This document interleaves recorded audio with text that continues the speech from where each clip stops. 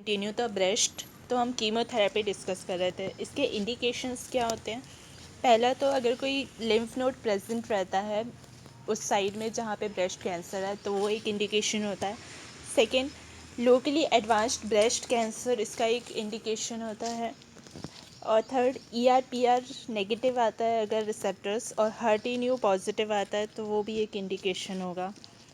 और उसके साथ अगर कीमोथेरेपी अगर हम कर रहे हैं तो साथ में ट्रास्टुज़ुमैब भी दिया जाता है और हर्सेप्टिन भी दिया जाता है अगर HER2 पॉजिटिव है तो। देन फोर्थ इंडिकेशन होगा इसका greater than 1 centimetre in size अगर ट्यूमर है तो। उसका एक एक्सेप्शन भी होता है वैसे, उसको हम बाद में देखेंगे। देन ट्रेडिशनल कीमो साइकिल्स कैसी होती हैं? तो इसमें 4 चीज़ें आती, एक्चुअली 6 साइकिल्स होती हैं। तो उसमें CAF एंड CMF इस तरीके से देख सकते हैं हम इसे। तो C का मतलब है साइक्लोफॉस्फामाइड, A का मतलब है एड्रियामाइसिन एंड F का है 5FU दैट इज फ्लोरोयूरेसिन। तो साइक्लोफॉस्फामाइड की अगर जो साइकिल चलती है तो उसकी वजह से हीमरेजिक सिस्टाइटिस हो सकता है, और उसका मेटाबोलाइट जो रिस्पॉन्सिबल होता है उसके लिए वो एक्रोलिन होता है, और उसका प्रिवेंटिव एजेंट होता है मेसना। देन एड्रियामाइसिन है, तो एड्रियामाइसिन डायलेटेड कार्डियोमायोपैथी कॉज कर सकता है। देन फ्लोरोयूरेसिन है, तो फ्लोरोयूरेसिन सप्रेस करता है बोन मैरो को, तो उसकी वजह से साइड इफ़ेक्ट्स हो सकते हैं। देन सेकेंड साइकिल में एड्रियामाइसिन को रिप्लेस कर देता है मीथोट्रेक्सेट, और साइक्लोफॉस्फामाइड सेम रहता है एंड फ्लोरोयूरेसिन भी सेम रहता है। सो CMF हो जाता है ये। नाउ इट इज़ क्या दिया जाता है? 4 साइकिल्स दी जाती है, और उसमें क्या क्या रहता है? एक तो एड्रियामाइसिन रहता है, दूसरा साइक्लोफॉस्फामाइड रहता है C। देन ये फॉलोड रहता है 4 साइकिल्स से।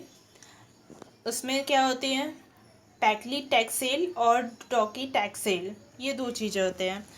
तो पैक्लीटैक्सेल ना न्यूरोपैथी कॉज कर सकता है, तो अगर न्यूरोपैथी को हमको प्रिवेंट करना होता है तो हम पैक्लीटैक्सेल की जगह डोसीटैक्सेल देते हैं।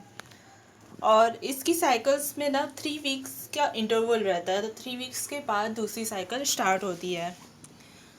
अब इसमें ऐसा ज़रूरी नहीं है कि सीक्वेंसिंग सेम हो, तो पैक्लीटैक्सेल वाली साइकिल पहले दी जा सकती है और AC वाली बाद में भी दी जा सकती है, तो वो आउटकम को अफेक्ट नहीं करता है। नाउ अगर पेशेंट HER2 पॉजिटिव है तो हर्सेप्टिन या ट्रास्टुज़ुमैब भी दिया जाता है, और इसको 1 ईयर के लिए कंटिन्यू किया जाता है। ये हर्सेप्टिन या ट्रास्टुज़ुमैब मोनोक्लोनल एंटीबॉडीज़ होती हैं। इसका साइड इफ़ेक्ट भी होता है कार्डियोटॉक्सिसिटी। तो जब हम अवॉइड कर सकते हैं कीमोथेरेपी को ब्रेस्ट कैंसर में, तो हमें अवॉइड करना चाहिए कि इसके साइड इफ़ेक्ट्स भी होते हैं। तो हम कब कब अवॉइड कर सकते हैं ये हम देखते हैं। फर्स्ट तो पुअर परफॉर्मेंस स्टेटस अगर होता है तो कॉर्नोफ्स्की या ECOG स्कोर से हम इसको डिटरमिन कर सकते हैं कि एक पेशेंट का परफॉर्मेंस स्टेटस कैसा है। तो ये हम इसको बाद में देखेंगे क्लिनिकल केस में। देन सेकेंड, इसका इंडिकेशन अगर पेशेंट की एज 70 ईयर्स से ज़्यादा है तो हमको कीमोथेरेपी को अवॉइड करना चाहिए। एंड थर्ड, उसका जो स्टेटस है ट्यूमर का वो T1N0M0 में ER/PR पॉजिटिव या नेगेटिव कुछ भी हो सकता है। देन HER2 नेगेटिव है अगर तो, और T2N0M0 ER/PR पॉजिटिव या नेगेटिव कुछ भी हो सकता है एंड HER2 नेगेटिव। तो इस कंडीशन में मॉलिक्यूलर टेस्ट करना है हमको पेशेंट का, देन डिटरमिन करना है कि कीमोथेरेपी नीडेड है या नहीं, अवॉइड की जा सकती है या नहीं। तो मॉलिक्यूलर टेस्ट के भी कुछ टाइप्स होते हैं। इससे पहले हम ये देखते हैं कि अगर पेशेंट ER/PR नेगेटिव है और HER2 नेगेटिव है तो फिर हमको कीमोथेरेपी के लिए जाना ही होता है। और लेकिन अगर पेशेंट ER पॉजिटिव है, PR नेगेटिव है और HER2 नेगेटिव है, या फिर ER पॉजिटिव है, PR पॉजिटिव है और HER2 नेगेटिव है, तो फिर हमको मॉलिक्यूलर टेस्ट करना होता है। यानी कि अगर ट्रिपल नेगेटिव है तो फिर कीमोथेरेपी इंपॉर्टेंट है, लेकिन अगर कोई भी पॉजिटिव है तो फिर हमको टेस्ट करना होगा। देन मॉलिक्यूलर टेस्ट के हम टाइप देखते हैं, तो उसमें 2 टाइप्स का होता है, 4 टाइप्स का होता है। तो एक तो होता है ऑन्कोटाइप DX, दूसरा होता है मैमा प्रिंट, तीसरा एंडोप्रेडिक्ट होता है एंड फोर्थ PAN50। तो ऑन्कोटाइप DX2 जीन ऐसे होता है और ये किया जाता है सिर्फ ER/PR पॉजिटिव पेशेंट्स के लिए। दूसरा मामा प्रिंट, ये 70 जीन ऐसे होता है और ये ER/PR पॉजिटिव या नेगेटिव दोनों के लिए किया जा सकता है। देन थर्ड एंडोप्रेडिक्ट होता है, ये 12 जीन ऐसे होता है। और फोर्थ PAN50 होता है, ये 50 जीन ऐसे होता है। नाउ मॉलिकुलर टेस्ट क्या बताते हैं? रिकरेंस स्कोर बताते हैं कि रिकरेंस का चांस कितना है किसी भी ट्यूमर का।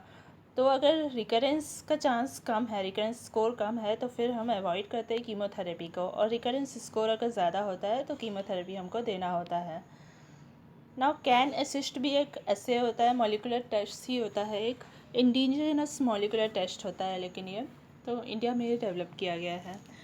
इसमें कीमो पोर्ट यूज़ करते हैं मॉलिकुलर टेस्ट में, कीमोथेरेपी में।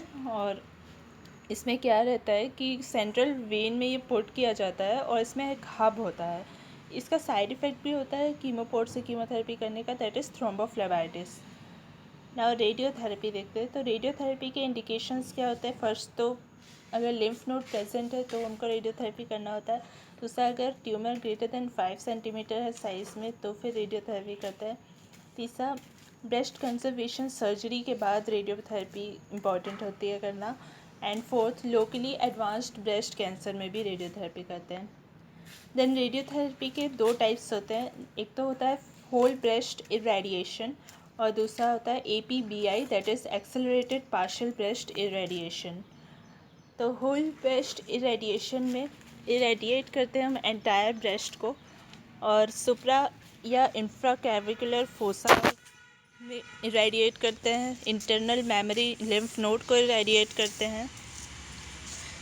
देन APBI में एक्सेलरेटेड पार्शियल ब्रेस्ट इरेडिएशन में इलेक्ट्रोड पुट करते हैं हम, और ये एक ब्रैकीथेरेपी का टाइप है। इसमें इलेक्ट्रोड डायरेक्टली पुट किया जाता है ट्यूमर में, और वो ट्यूमर कैविटी में पुट करके एडजेसेंट स्ट्रक्चर्स को वो इरेडिएट करता है। तो ये इसमें रेडिएशन सिर्फ पार्शियल ब्रेस्ट में ही जाता है, पूरे ब्रेस्ट में नहीं जाता है। तो अगर हम एक्सिलरी क्लियरेंस करते हैं तो फिर रेडियोथेरेपी हमको नहीं करना होता है, क्योंकि उस कंडीशन में रिस्क ज़्यादा बढ़ जाता है। देन इसमें डिफरेंस क्या है एक होल ब्रेस्ट वाले रेडिएशन में, इरेडिएशन में एंड APBI में? तो होल ब्रेस्ट इरेडिएशन 25 डेज़ के ड्यूरेशन का होता है, जबकि APBI 5 डेज़ के ड्यूरेशन का होता है। होल ब्रेस्ट इरेडिएशन में 50 to 55 ग्रे अमाउंट का रेडिएशन दिया जाता है, जबकि APBI में 30 to 35 ग्रे का अमाउंट दिया जाता है। होल ब्रेस्ट इरेडिएशन में 1 फ्रैक्शन पर डे दिया जाता है, ये ट्रेडिशनली यूज़ किया जाता है, जबकि APBI में 2 सिटिंग्स लगती है पर डे, और ये स्पेसिफिक इंडिकेशन होता है कुछ ही चीज़ों के लिए। तो फर्स्ट इसका क्राइटेरिया है कि ग्रेटर देन या इक्वल टू 50 ईयर्स होना चाहिए पेशेंट। दूसरा, T1 डिसीज़ होनी चाहिए उसे। Third, N0 clinically no lymph node present, ये होना चाहिए। एंड फोर्थ, ER/PR पॉजिटिव होना चाहिए पेशेंट। फिफ्थ, यूनिफोकल होना चाहिए, फोकस एक ही जगह पे होना चाहिए ट्यूमर का। Then sixth, no LVI, that is lymphovascular conversion नहीं होना चाहिए, लिम्फोवास्कुलर इन्वेशन नहीं होना चाहिए, दैट इज़ लिम्फ का ब्लड वेजल्स में इन्वेशन नहीं होना चाहिए, और ब्लड वेजल्स में। सारे क्राइटेरिया अगर मीट करते हैं, सेटिस्फाइड होते हैं, तो ही हमको APBI के लिए जाना होता है, अदरवाइज़ होल ब्रेस्ट इरेडिएशन करते हैं हम। नाउ नेक्स्ट है हार्मोनल थेरेपी। तो ये सिर्फ ER/PR पॉजिटिव पेशेंट्स के लिए दी जाती है।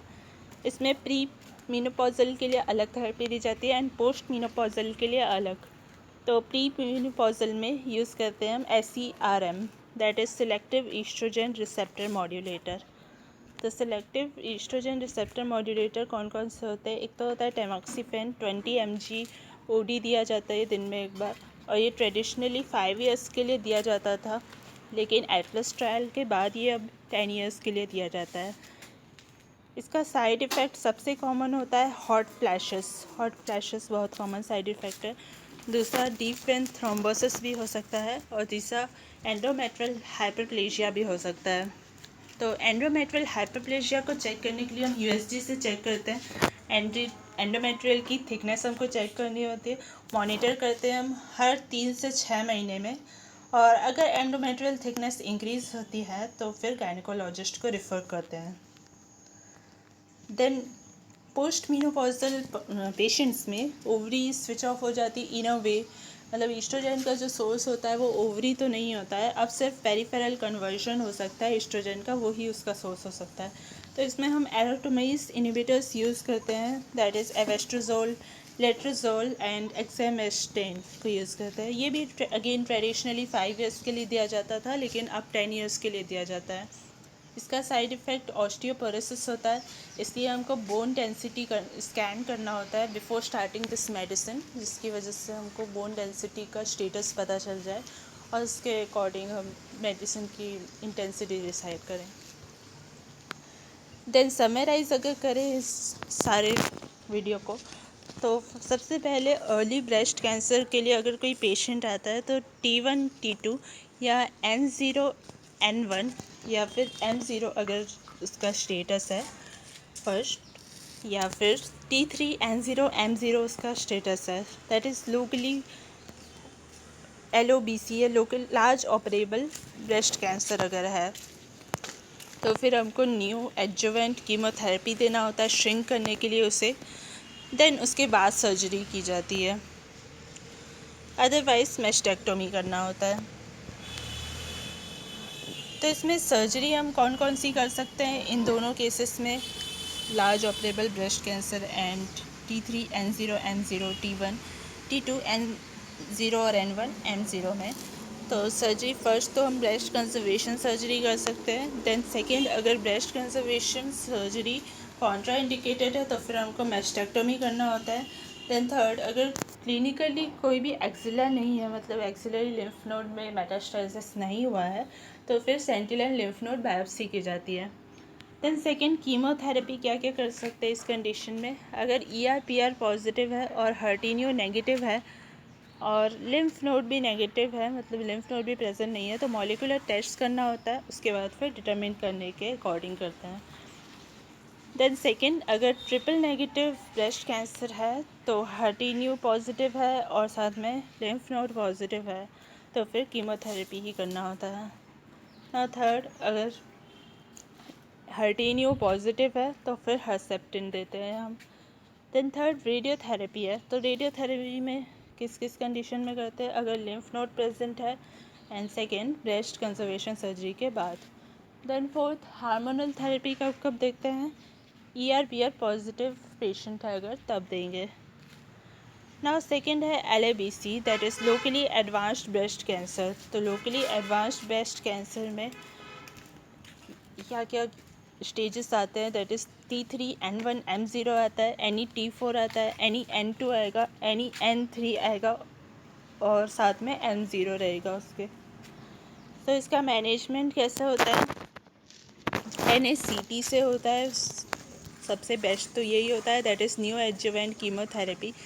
देन उसके बाद सेकेंड बेस्ट होता है MRM, that is modified radical mastectomy, and उसके बाद रेडियोथेरेपी थर्ड ऑप्शन होता है। तो अगर ER/PR पॉजिटिव है तो हार्मोनल थेरेपी हम देते हैं, और अगर हर्टिनियो पॉजिटिव है तो हर्सेप्टिन भी देते हैं।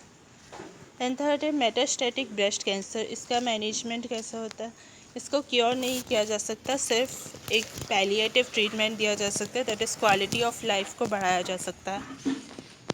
तो इसमें अगर ER/PR पॉजिटिव है और हर्टिनियो नेगेटिव है देन अलग ट्रीटमेंट होता है, और सेकंड कंडीशन ये है कि अगर ER/PR नेगेटिव है और हर्टिनियो पॉजिटिव है तो उसका अलग ट्रीटमेंट होगा। तो ये अगर ER/PR पॉजिटिव और हर्टिनियो नेगेटिव है तो कोई विसरल क्राइसिस नहीं हो ये कंडीशन हो सकती है एक, और दूसरा विसरल क्राइसिस हो सकता है। तो अगर विसरल क्राइसिस नहीं है और एसिम्प्टोमेटिक मेटास्टेसिस है, विसरल क्राइसिस मतलब क्या कि वो मान लो लंग्स में जा चुका है लेकिन वहाँ पे कुछ ऐसा हो नहीं रहा है, हीमोप्टेसिस नहीं हो रहा है, या ब्रीथिंग में प्रॉब्लम नहीं आ रही है, या लिवर में वो जा चुका है लेकिन ऐसा कुछ सिम्टम हमको नहीं मिल रहा है, तो वो एसिम्प्टोमेटिक मेटास्टेसिस जैसा है। तो उस कंडीशन में हार्मोनल थेरेपी दी जाती है, और हार्मोन अगर रेजिस्टेंस है तो वो हमको पता चल जाता है, क्योंकि उसके पेशेंट पे कोई इफ़ेक्ट नहीं आएगा हार्मोन देने के बाद भी, तो उस कंडीशन में हम शिफ्ट करते हैं कीमोथेरेपी में। देन विसरल क्राइसिस अगर होता है, सिम्टम्स आते हैं, तो कीमोथेरेपी और साथ में हार्मोनल थेरेपी एक साथ दी जाती है।